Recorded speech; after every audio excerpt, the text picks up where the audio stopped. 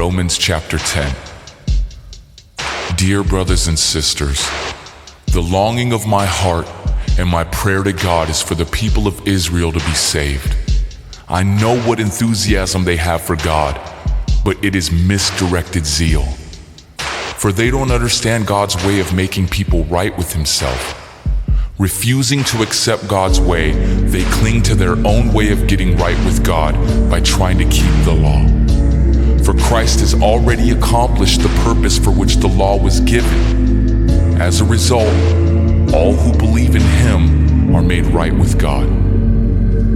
Salvation is for everyone. For Moses writes that the law's way of making a person right with God requires obedience to all of its commands. But faith's way of getting right with God says, don't say in your heart, who will go to heaven to bring Christ down to earth, and don't say, who will go down to the place of the dead to bring Christ back to life again.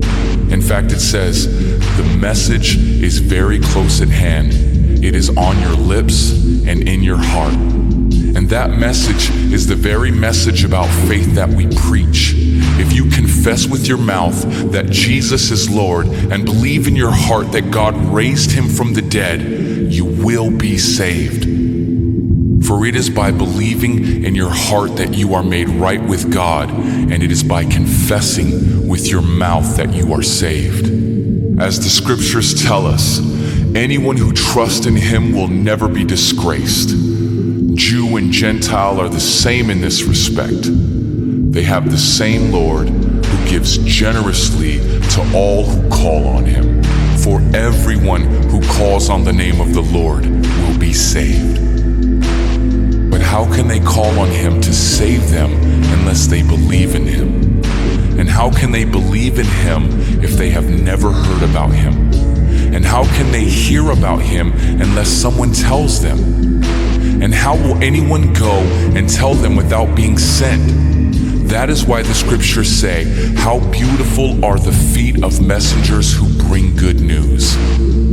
But not everyone welcomes the good news. For Isaiah the prophet said, Lord, who has believed our message? So faith comes from hearing, that is hearing the good news about Christ.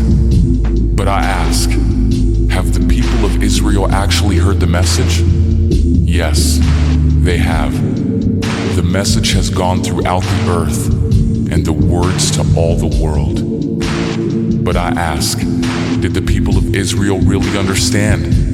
Yes, they did. For even in the time of Moses, God said, I will rouse your jealousy through people who are not even a nation. I will provoke your anger through the foolish Gentiles.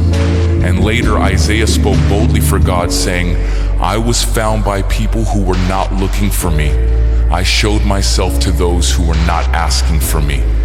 But regarding Israel, God said, all day long I opened my arms to them, but they were disobedient and rebellious.